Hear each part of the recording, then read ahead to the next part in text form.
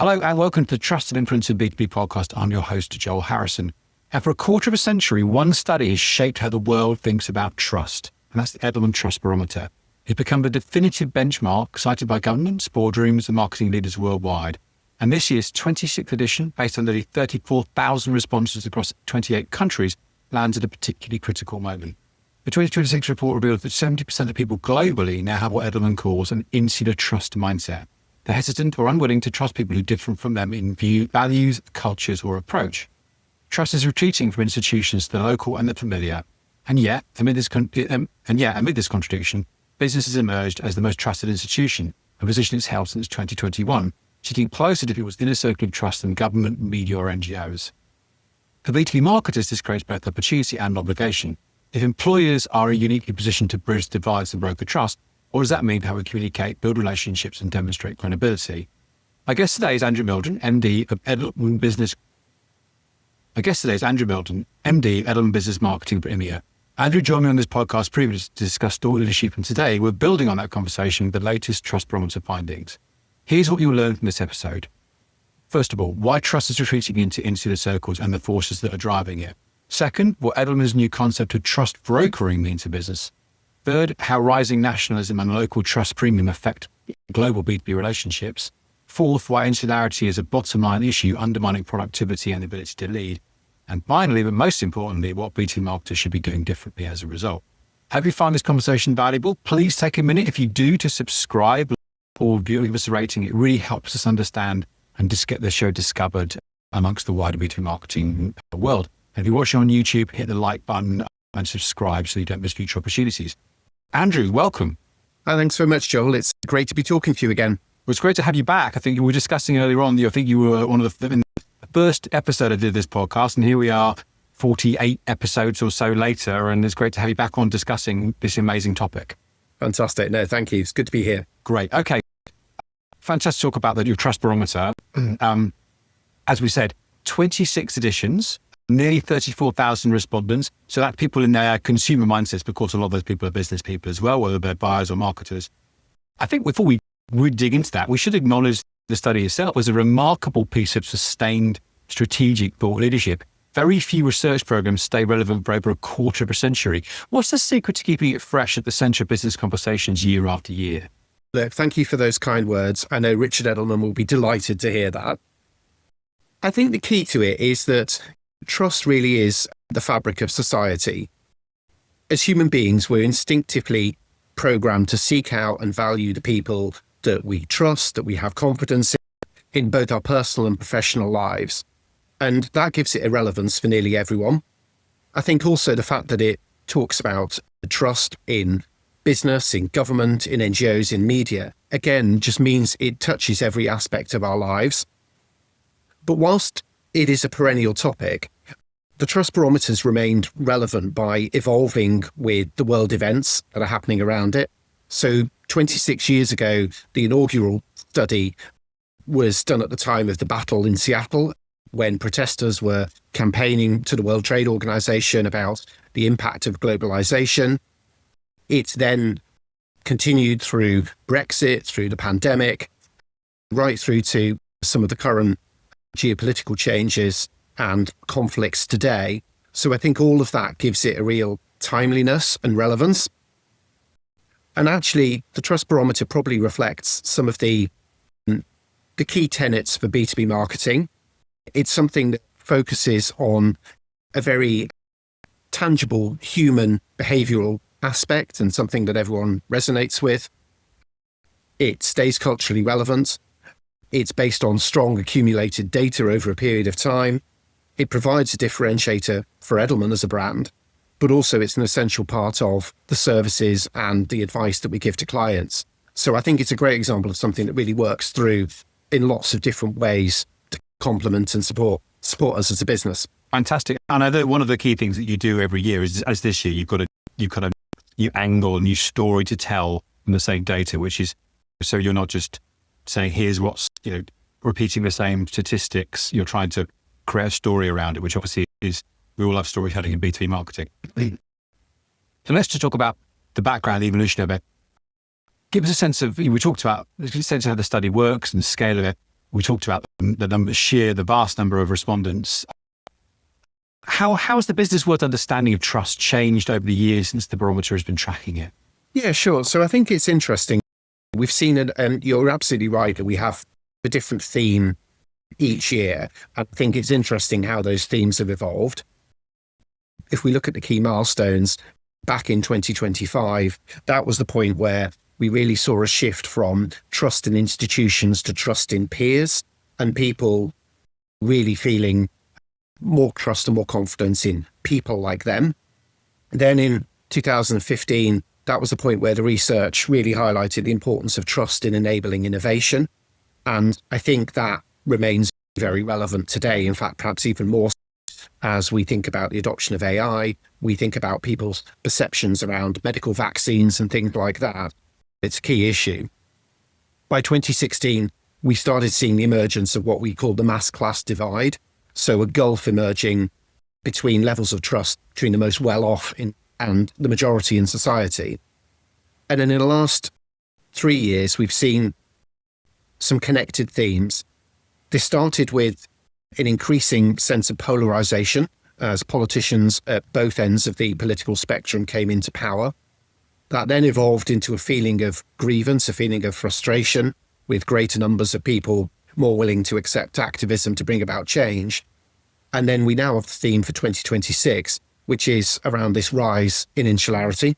I think what's great about it is the themes that you've highlighted, I've only really been aware of since I've been doing the podcast for a year of the study, but all of these themes are immediately resonant. You immediately understand them, get what they are. So they're tapping into, not like you're presenting something which is unknown or unexpected, which is not a bad thing, by the way. But if you immediately understand that and get it and know it's a thing already, then it makes it so much more resonant.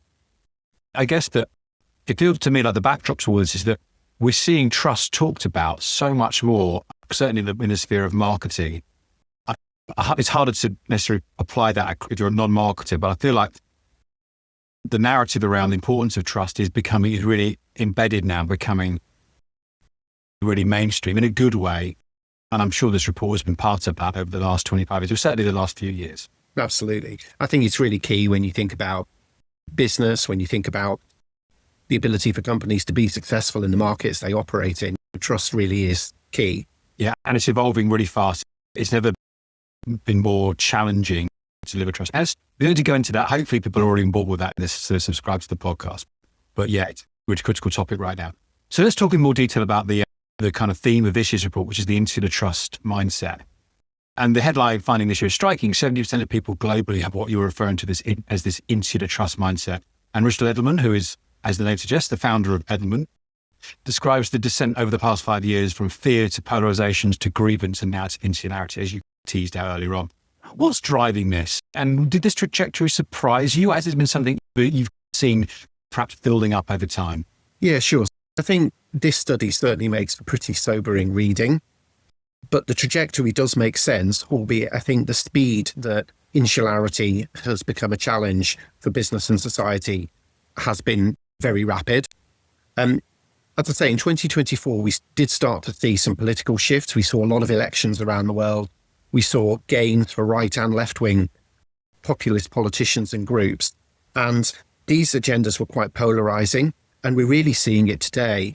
Trump's MAGA agenda really thrives on a them and us mentality. By 2025, I think the reaction to this was frustration. It was grievance. There was a sense of resentment at the system, a concern that our children, for the first time in a long time, might be less well off than us as parents, and that institutions like government were failing to address the problems. But now this has evolved further, and now it's really evolved into this insular mindset where people are hesitant or unwilling to trust people who come from different backgrounds, have different values to them, who use different information sources. And this really reflects like a retreat into quite familiar circles, which is driven by kind of economic anxiety, fear of change, and a real sense of declining optimism. I think that all rings true, sadly rings true with me. The thing about this report is it's brilliant, but it doesn't make particularly cheery reading. as you hinted earlier on, is just laying out what we're probably already knowing and feeling, but providing us with, hopefully, with some structure and some means to address it, which we'll dig into later on. So, as you said, trust is shifting from we to me, increasing from my employer, my CEO, my neighbours, while falling short of the national governmental leaders, major news organisations, which as a journalist I find extremely worrying personally, and foreign business leaders. Business is now more trusted than other institutions since 2021, which is strange in itself, because I don't want to undermine the fact that I believe there's a fundamental trust problem in B2B, but of all those poorly trusted institutions, business is the least worst trusted, I think, is what you're getting at. Maybe you disagree, but tell me why you think that is. No, that is actually a fair assessment. But I think the key is that the Trust Barometer assesses both the ethic, but also the competence of those different institutions that we mentioned in their ability to build trust or effect change. And what we see is that actually business is the only institution that rates more strongly in both ethics and competence. And I think that does make sense, because businesses have a commercial impetus, the resources, the capability, the talent to drive action. And it's important for companies to build trust so that they have a license to operate. Trust is what ensures companies are invited to tender. It helps them close business. It helps them protect their margins. And all of these factors mean that businesses do need to behave responsibly and be accountable to regulators, to investors, to customers and employees. And this certainly becomes more relevant when you think about my employer.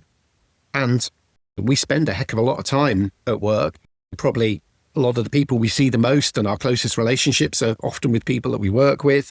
And the decisions that our employers make really affect our income, our well-being, our views of the world. Is it as simple as then that if within business there's a kind of commercial imperative to getting things right in perhaps a different way that there are in those other groups you talked about?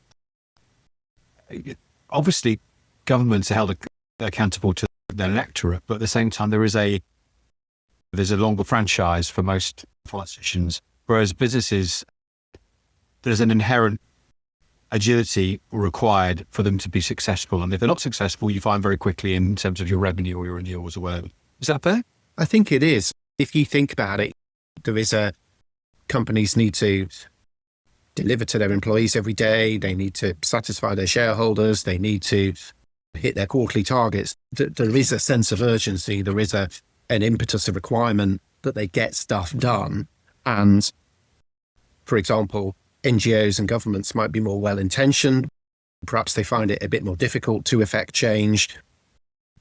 Media, I think it's divided between different sources. I think we're seeing people consuming media for different purposes, but certainly there are certain outlets which are more valued, more respected for their fact checking. But I think but then perhaps media has less ability to bring about the immediate change. They can highlight the issues.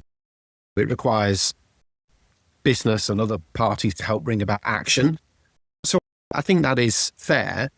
And I think, yes, business sometimes gets it wrong, and business isn't always seen as being ethical, but like equally in the modern society, it's much more easy for businesses to be found out, and there is much more scrutiny and greater expectation of it. I think if businesses do make mistakes, they pretty quickly build on it and correct it. Yeah, I think that's it. And if they don't, then the people in charge probably aren't in charge for a longer. But I don't. I just want to reiterate the point. You're not saying that hey, business has got it right. Everything's brilliant. We can rest on our laurels because we're better than the others. You're saying they're just better. They're just better than people who are doing really badly. And there's all kinds of issues around trust in media, right? And as someone who's a great believer of the BBC, for example, they've got things wrong massively recently, which is their trust. So we're not saying, we're just putting words in your mouth. We're not saying that, don't worry, we can all go home and not worry about trust anymore. That's not the case. You've introduced this notion of trust brokering with employees identified as primary trust brokers. The only institution seen as doing this well by a majority at 58%. What does trust brokering actually look like in practice? And can you give an examples of businesses who are doing it well? Yeah, definitely. Look, obviously I started with some fairly sobering comments from the Trust Barometer, but there are positive ways forward, and trust brokering is one of those. And essentially, it's a strategy which is based around acknowledging and accepting differences, listening without judgment, and trying to really surface the common issues that enable you to move forward. And I think businesses are well placed to do this because they already need to convene quite complex groups of employees, suppliers, partners, customers to be commercially successful. So they naturally have an instinct for doing this kind of thing. And some of the most pressing risks from insularity around trade, around productivity, around the adoption of new technologies, businesses have a very relevant reason for being involved. They have an active interest in actually finding a positive solution and a positive way forward on those points. So a few examples of that, and these are examples from some of Edelman's clients, but they seem very relevant. The Microsoft Cybersecurity Tech Accord is a good example where the company brought together 150 different technology companies, NGOs, policy stakeholders to commit to protecting users from cyber attacks, but also addressing kind of state-sponsored cybersecurity issues. Or another example is IKEA, which created an employment pathway for refugees from different markets and that was involved working with the UNHCR, with governments, with community groups. But what's particularly interesting about that in the current climate is obviously migration can be seen as a divisive issue, but IKEA was successful in terms of brokering that and finding the common interest around sort of economic participation as a common ground and as a positive way to move forward. Okay. Those are great examples. I'm sure there are others as well, but we're not having, this isn't a specifically podcast designed to explore that, but maybe it's something we can come back to. So that's great to understand that. Another finding from the report was that you found 35% of people trust businesses more when they encourage cooperation without taking sides, more than those who want values their positioning or silence. How should businesses navigate when responding to divisive issues, particularly B2B, where long-term relationships are at stake? It's quite interesting, this, so I didn't have some purpose recently, and there's a bit of an overlap here with a purpose conversation, I'd suspect.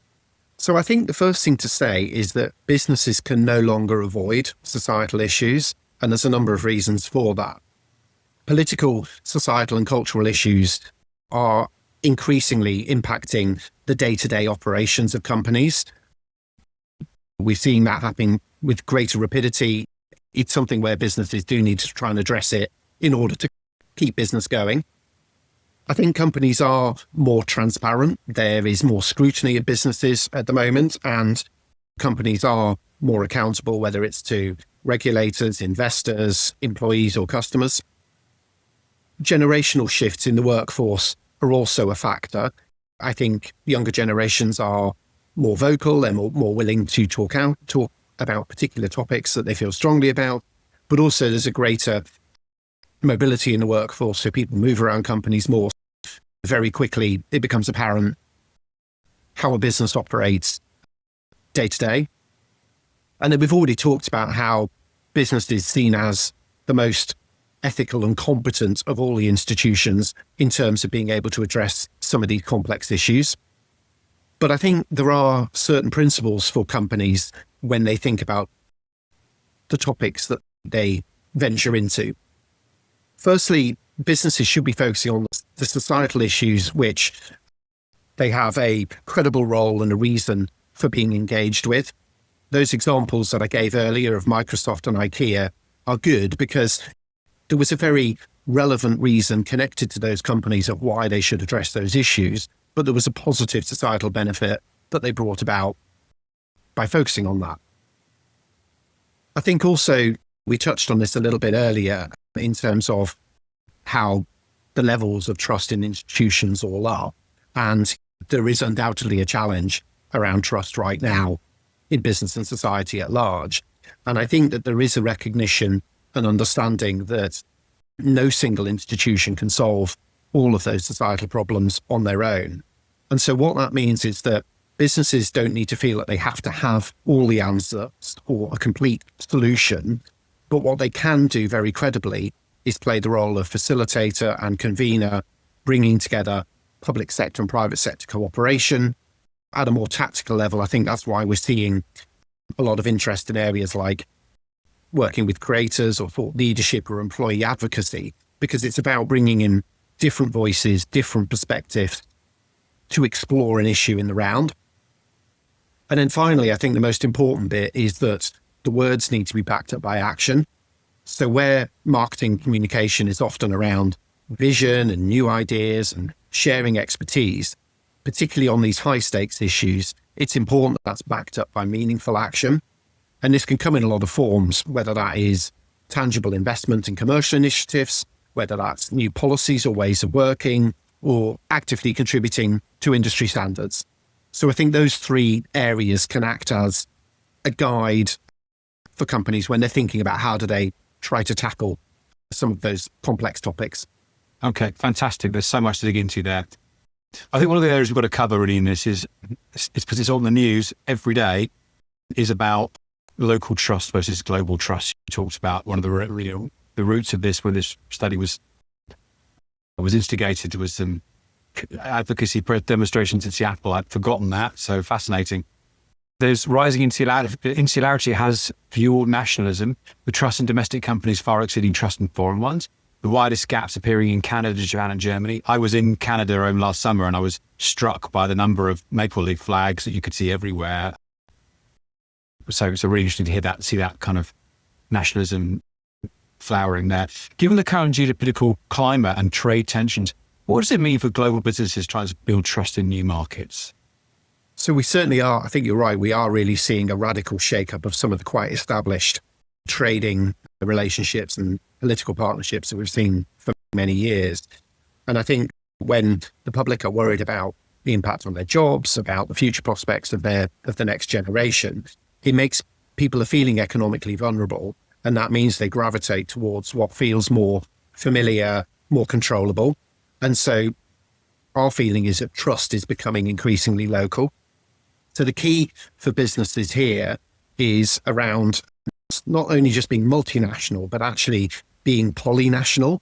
So by that, what we mean is investing in longer term local relationships in the markets where they operate. And this could come in a number of different ways. So the Trust Barometer highlights that one of the most effective, strongest trust building levers is around job creation. So whether that's investing in creating new local jobs, whether that's thinking around succession planning for local leaders and thinking about how do you bring people in locally as opposed to bringing people from other markets, or if there is an issue, thinking about does that need a global spokesperson, or actually is that something that's better handled by a local representative, a local leader?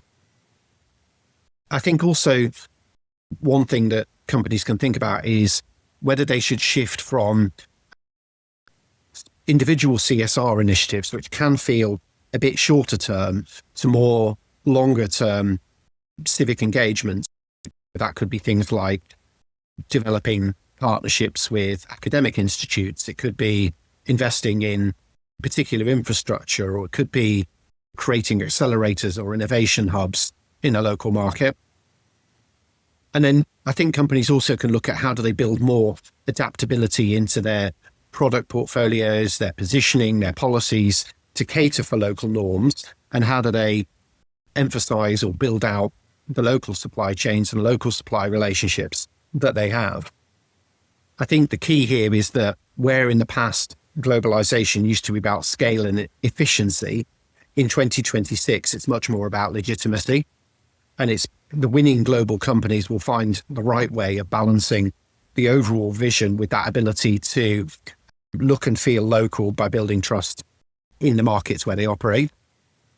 And that feels like a much more resonant view of the world. Polynational rather than multinational. I like it. It's a new way of looking at working across different territories and being resonant and engaging in those areas. So insularity, so I think you really understand. Let me start a bit again.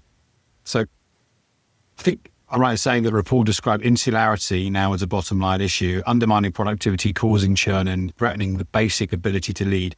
can you unpack that? How does trust or the lack of it translate into tangible business performance? But if you've got 70% of people hesitant or willing to trust someone from a background that's different to them, this does create three main challenges in the workplace. Firstly, 34% of respondents said that if their team leader had different political beliefs, they would put in less effort into helping them succeed, which has an impact on productivity. 42% said that they would rather switch departments and report to a manager who has different values, which leads to tensions and kind of workplace conflict. And then 34% said that they would support reducing the number of foreign companies operating in their country, even if it means higher prices.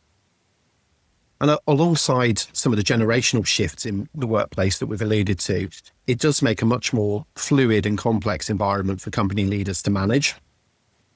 But as we've talked about, I think one of the things that does stand out from the Trust Barometer is that my employer is highlighted as being best positioned to help bridge some of those divides and facilitate trust. And there's a number of ways that companies can approach it. Firstly, I think it's around them thinking about how do they promote a shared identity and culture to remind employees and colleagues around the world of what unites them rather than what divides them.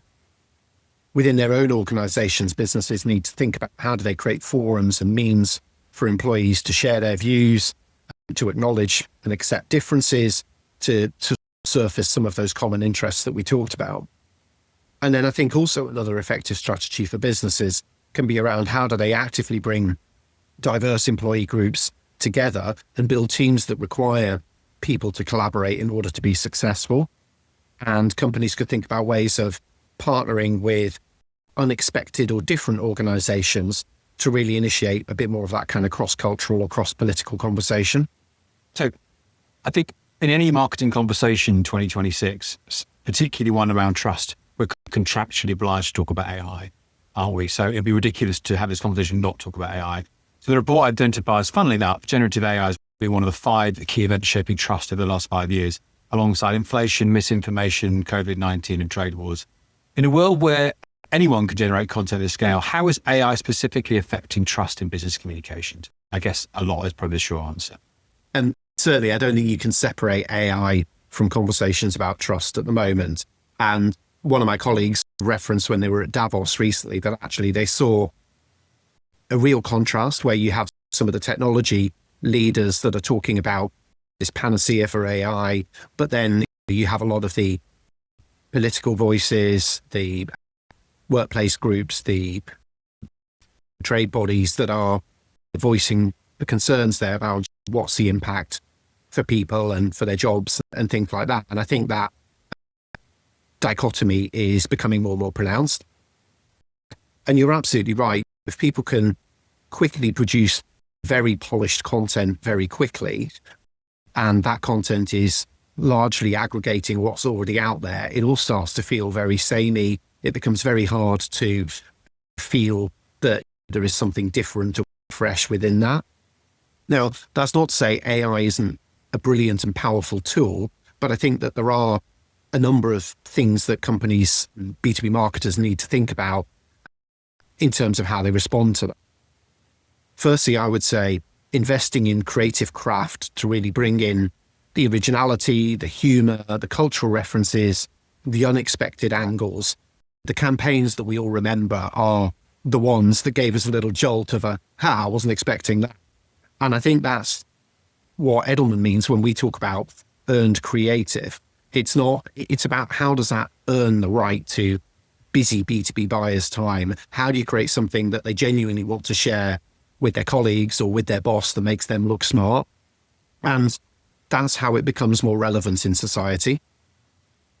I think companies should think about how do they invest in more informal or live formats. So whether that's just publish shorter video reflections or making more use of kind of moderated debates or working with the creators and other voices. One of my clients, Nick Studer, who's the CEO of consulting firm Oliver Wyman, he uses meta glasses and he takes those to every event that he goes along to, and most recently used them at Davos. And it gives a really very natural, genuinely different perspective to the kind of the content he posts alongside more business related topics. I think proprietary data is a real differentiator. If AI is aggregating what you're seeing from existing sources, then finding unique research or utilizing the data in your own organization becomes really powerful. And an example of that is the Microsoft Work Trends Index, where it uses trillions of data points from Microsoft's own software in order to really dig into the reality of how people are flexible working, using generative AI, starting to use agentic AI.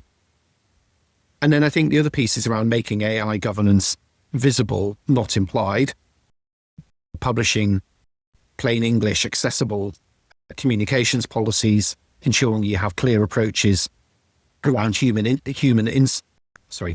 oversight, fact checking, and helping coach staff and train staff on claim verification or how to spot bias in what's coming through from AI. But the final piece, which I think is really key, and I know this was something that was discussed a lot at Ignite last year, it's around AI-driven search, because it has such a big impact on how companies are discovered and understood in the world. And there is a real consideration for NGOs or sector media or channels like Medium and LinkedIn being particularly important.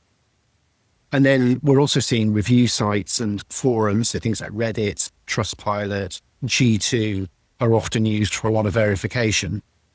And then I think the other bit is, obviously, as a company and as a B2B marketer, you want your own channels to be indexing on AI search.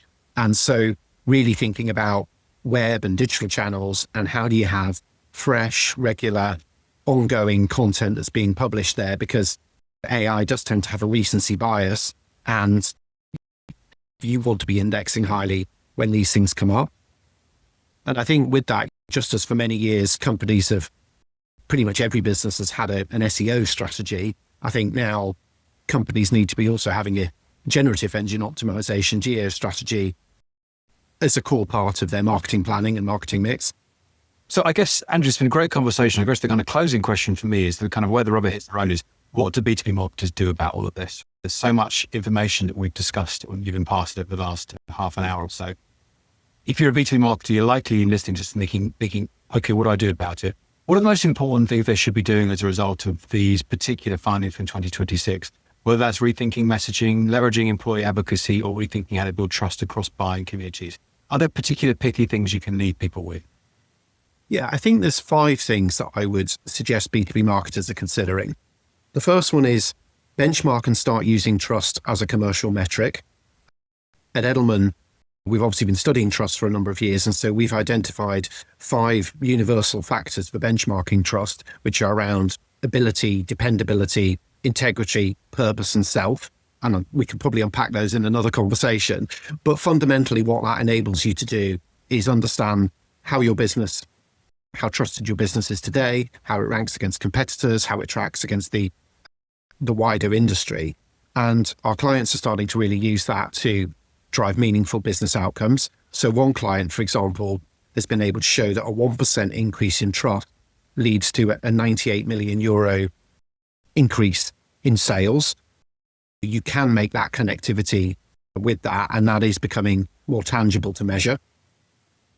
We talked about it a moment ago, but I think thinking about how your company indexes on AI-driven search is important, and putting a strategy in place around that, and also thinking about how the insights from that could inform the channels, the partners, the marketing activities that you choose to do, not only for AI, but also, more broadly within your mix. I think respecting generational shifts. 71% of B2B decision makers are now either millennials or Gen Z. And I heard that that group once described as being allergic to sales calls. They want to have a more self-guided journey. They want to do a lot more of their own research. They're actually recorded as being much more collaborative in terms of the number of people that they talk to within their organizations before they make a decision. And so this affects the weighting of marketing spend, the choice of channels, the different activities that you pursue. I'd encourage companies to think about trust brokering and how they can really develop campaigns that drive action and behavior change. Trust needs to be backed up by tangible actions, not just statements, as it's a lot easier for people to see if companies are backing this up or it's just vaporware. And then I think the final piece is then, if there is a real tension around grievance or an insularity, there is a clear role for business marketers and communicators to think about the tone that they use, to set a respectful tone, to encourage dialogue, to share more transparent, evidence-led information to address some of those divisive social issues. Okay. Andrew, thank you so much for being my guest today. There's so much incredible wealth of information in the report, and you can download it free. I will put a link in the show notes, so have a look at that. It's such a comprehensive research and such great visualization. It's brilliant in so many ways. And congratulations to you all, to the whole team Edelman, for a 26th anniversary report of this. It's been great talking to you today. Fantastic. Thank you for your time, Joel. It's been a really good conversation, and it's one of my favourite topics. So if any of the listeners do want to continue the conversation, please drop me a line. Coming up in the next episode of the Trust and Influence in B2B podcast, influencer marketing is probably the most misunderstood discipline in B2B. We reviewed hundreds of entries from the B2B Marketing Awards, and what we found challenges almost everything the consumer playbook would tell you. Niche trade publications, plumbers, ethical hackers, equipment operators are outperforming celebrities. The campaigns that give influencers creative freedom are beating the ones that script every word. And the smartest brands are connecting influencer content directly to ABM platforms and pipeline, not just measuring impressions. The handful of campaigns that get it right are producing some of the most commercially impressive results in the entire awards data set. In this next episode, I sit down with Kristen Sesto of Custom Influence to explore the 5 findings that are redefining how B2B should think about influencer marketing, from the credibility discount to the control paradox to the experience dividend. If you think influencer is just a social media tactic, this conversation will change your mind. That's next time on the Trust and Influence in B2B podcast. Don't forget to subscribe so you don't miss it.